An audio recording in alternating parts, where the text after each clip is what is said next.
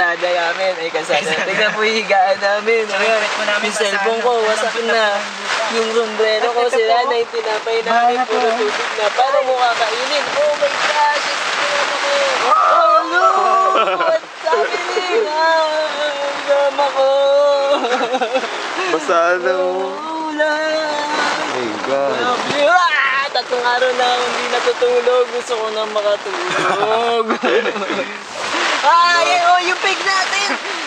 Uy, kumikidlat! Yung pig, uy, yung... Sabi ko tayo natin, Wala, kumikidlat na po! Kumikidlat nga kayo.